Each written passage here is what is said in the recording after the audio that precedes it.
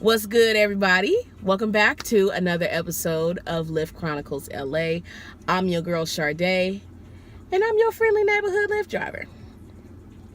So, real quick, before I get started with my story, I got a bone to pick with some of y'all because I'm getting tired of you mothers, you young mothers, getting in my fucking car without a car seat for your baby. This is a problem for me, and I it's starting to become a little too familiar of a problem. This lady gets in my car. I was in, what city was I in? Alhambra, Southgate, one of them cities that's right outside of downtown. And I got stuck there for a while. Like, I was down there for a minute. So I was like, fuck it, I'm gonna stay on this side of town. So I picked this chick up, and she gets in the car. Baby looks like maybe a year and a half. Okay, she's holding the baby. She gets in, she sits the baby down in the seat, right? So I'm thinking, she's gonna sit the baby down real quick, get herself situated. No, bitch. This bitch sat the kid in the back seat and then picked the kid up and put it in her lap and put the seatbelt on. And I looked in the rearview mirror as she was doing this. I was like, you don't have a car seat for the baby? She was like, no, it's okay, we're not going far.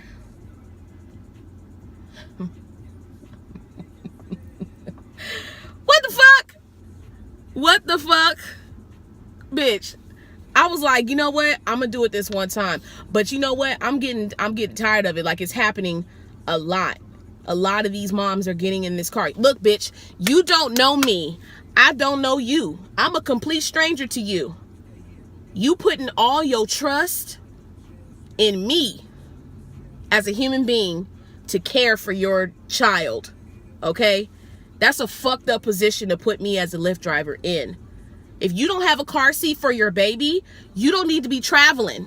That's point blank, period. It ain't got nothing to do with nothing else but safety, bitch. Like, have a fucking car seat for your kid. Lyft does not supply car seats. What the fuck is wrong with y'all? One more bitch get in my car without a car seat for her baby, I'm denying the ride. And I dare them to go to Lyft and complain to Lyft, because I'm gonna be like, look, just like they told me last week that when I pick up people who are not the people that called the ride, I'm taking the risk. Lyft is not going to accept any responsibility for the shit that y'all pull in this car. So, bitch, bring a fucking car seat for your kid. I shouldn't even have to say that. The fact that I have to even say that pisses me off. But speaking of pissing me off, let me tell y'all about this drunk asshole that I picked up not too long ago. So a lot of times what I like to do is, if I want to get some rides done, I'll go and I'll sit in my car, in front of my house, and I'll wait for a ride to come in. And so this particular night, this is when I was going real hard for my bonus, because Lyft offers bonuses depending on how many rides you get done. So the bottom tier is 85 rides a week. You used to get $80. Fucking Lyft done got greedy and then took $5 off of the fucking bonus, which I think is so stupid. You took money off the bonus, but I still have to do 85 rides. Like, Lyft, y'all tripping. Y'all. Anyways, this is when I was really going super hard in the paint for my bonus. Like, I would stay out all fucking day, all night, trying to get these rides done, and it was stressing me the fuck out. So this particular night, I had one more ride to do. It was Sunday night. I had one more ride. All your rides is due Monday morning, 5 a.m. After that, they stop counting them and they start, a new week. So I'm like, I'm on the hunt. It was slow as fuck that Sunday night. It took me like 3 hours to get all the rest of my rides done. And so I was desperate at this point, because I'm like, fuck, like, I'll pick up a serial killer right now if I can fucking get these rides done. So I pull up at my house and I was like, Lord, like, just give me one more. So I sat for about 15 minutes and then I got a ride. It was up the street from my house. So I go up the street, pick this fucking weirdo up. He comes outside. Now, mind you, when he requested the ride, he didn't request it as a stop. Okay, he requested it as a destination. So I'm thinking I'm about to pick this motherfucker up and drop him off at Jack in the Box. Wrong. That was the longest 15 minutes of my life. Okay. 5 minutes, drove up the street to go get him. He comes outside. He has on a pinstripe button-up, a baseball cap that's tilted to the side, basketball shorts, and some Timberlands. I am not lying to y'all. This motherfucker came out the house, literally grabbed anything that he could pick up, okay? He comes out the house. He got his earpiece in. It's like 1:30 in the morning, okay? He's stumbling out the house. I was like, oh, God.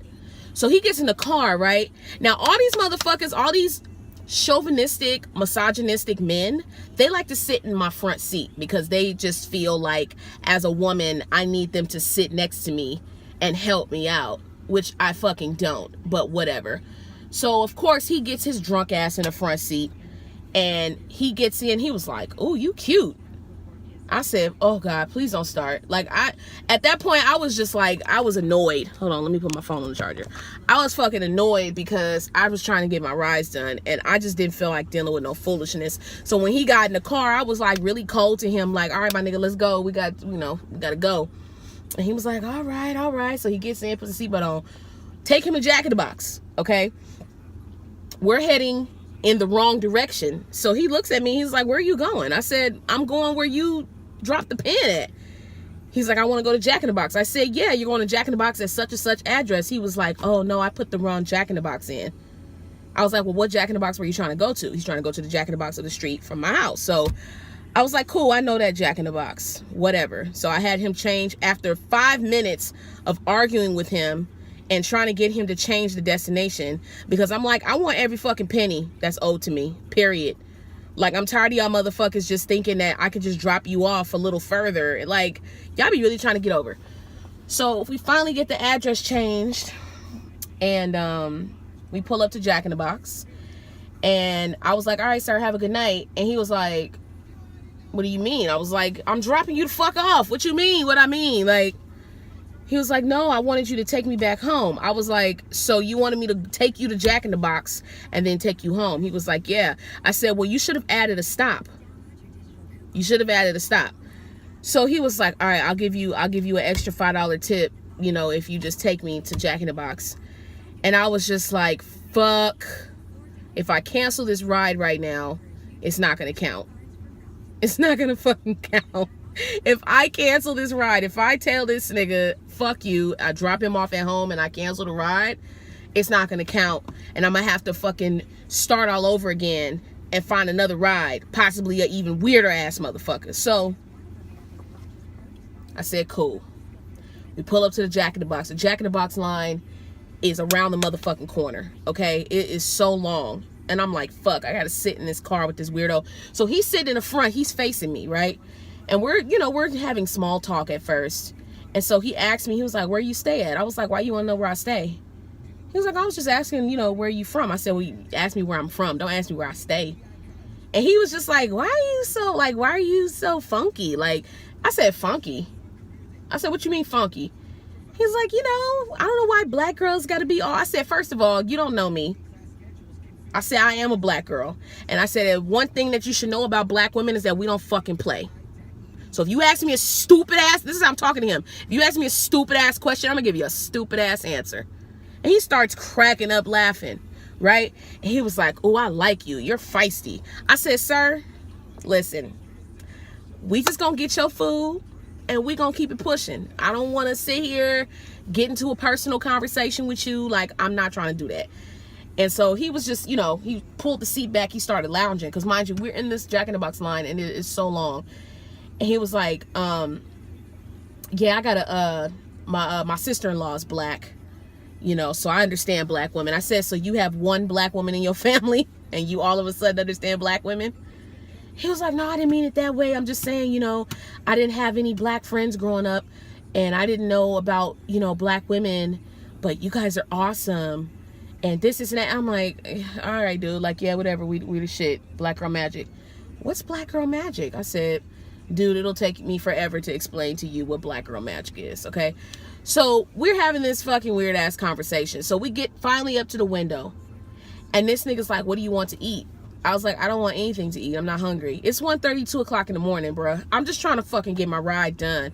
And he was like, get something. Get whatever you want. I'll buy you whatever you want. I was like, sir, I'm not hungry. I'm really not.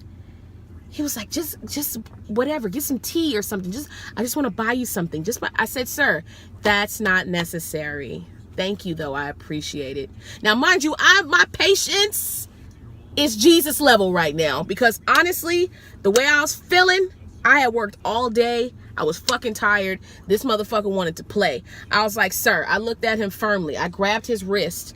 I said, sir, I appreciate it, but I don't want any food. This motherfucker was like, man, why do black girls have to be so hard? I said, you make one more black girl comment and I'm gonna drop your ass off at Jack in the Box. You and Jack are gonna have a conversation, because I'm gonna leave your ass here. And he thought I was like joking, and I was like, I'm not laughing, nigga. Like, stop with the black girl shit. This nigga said, why do black girls always have to be so hard? And I started to say, because motherfuckers like you don't know when to leave us the fuck alone. Now, I told you I wasn't hungry, and you're trying to force feed me. I'm not fucking hungry. It's really that simple. He was like, I really didn't mean to offend you. I was like, okay, well, let's order your food and let's get the fuck out of here. Now, mind you, we at the motherfucking drive-thru, okay? The lady on the other end is listening to all of this. And so when he finally orders, because I was like, I'm not ordering your food for you. Like, nigga, I pulled my seat back and was like, you finished? All right. Pulled this motherfucking seat back up. We got to the window. The girl was dying. She was cracking up laughing, because she saw my Lyft thing in the window. She was like, girl, I already know. She just looked at me and gave me that look like, I know, sis. And I was just aggravated. I was so aggravated, because it's like, how dare you? You don't even know me, and you're trying to force feed me. You talking shit to me. You don't know me. But when I respond to you, all of a sudden I'm a black girl and I'm too hard. See, that's a testament to how people react to black women in general. Now, I don't know this motherfucker. I just met him. And you already making generalizations about black women based on your drunk ass interaction. You're fucking with me. You called me for a Lyft, nigga. This is not a social call. I don't know you. I don't know y'all motherfuckers when I come pick you up. Stop expecting me to have this camaraderie with y'all. Like, come on. Give me a fucking break. I was so mad. Finally, we get this nigga's food. He's like digging in the bag, munching on shit and talking and spitting everywhere. And so I'm speeding home. Like, I'm speeding back towards his house. And we finally pull up to his house. And this nigga didn't want to get out the car, y'all. He didn't want to get out the car. So I was like, all right, sir, you have a good night. And this is how I'm looking at him. I'm like, you have a good night. He was like, do you want to come up? I said, what? I said, if you don't get out of my car, get out of my car. Get out of my car. What the fuck is wrong with you? Like, do I want to come up? Nigga, no. I don't want to come up in your house. Based on how you dress, nigga, your house is probably disgusting. Let's keep it a buck. If I was single and I was trying to mingle, I wouldn't mingle with no dusty ass motherfucker like you, who wants to be black but he can't because he not. Talking about I have one black girl in my family, now I all of a sudden understand black women. Nigga, fuck you and her. Like, fuck out of here. So finally he was like, I was just joking. I'm just kidding. I was like, all right, sir, you have a good night. And he was like, I hope I wasn't aggravating you. I said you were, but it's cool. Have a good night. Have a good night. Okay. All right. Okay. All right. Okay. All right. All right. Roll the motherfucking window up. He's still talking. A bitch took off mid-conversation, ended the ride, fucking gave him 1 star, and I got my rides done. I swear that was like torture. I just needed 1 more ride, and he was standing in the way of my ride. That ride should have taken no more than 5 minutes to maybe 10 at the max.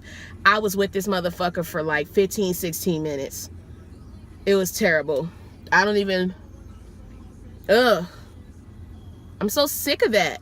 I'm so sick of people saying shit to black women And we just supposed to roll with the punches all the time. Like that shit's funny. It's not funny. Don't tell a black girl that she thinks she's hard. Like, nigga, I am hard. So what? And the fuck you gonna do about it? Like, that's how confrontational I be wanting to get with people in my car. Cause it's like, what you think I'm gonna do? You think I'm a pussy? Like, I'm not gonna say nothing back to you? You think you could talk crazy to me and treat me like I'm stupid? I'm not having it. So I will never see him again. And he lives literally around the corner from me, y'all. Okay, I don't know if he still lives there. This was almost a year ago. No, I wouldn't say a year. Maybe about 6 months ago. But there's a lot of weirdos that live in my neighborhood. And I pick them up a lot. I pick up a lot of weirdos from my neighborhood. They don't know I live here, but I pick up I actually like driving Lyft over here because I get to see who I live around. You know, some weird ass motherfuckers that live over here. I'm good. I'm good, bro. I'm gonna have to start carrying some mace because I'm gonna just start macing motherfuckers. Like, if you don't want to get out of my car, let me help you. Okay? Anyways, that's it for this episode of Lyft Chronicles LA. Please like, comment, subscribe, share, send me heart eye emojis, all that good stuff if you're feeling the content. And thank you guys so much for tuning in to my Lyft Chronicles LA. I'll holla at y'all soon. Peace.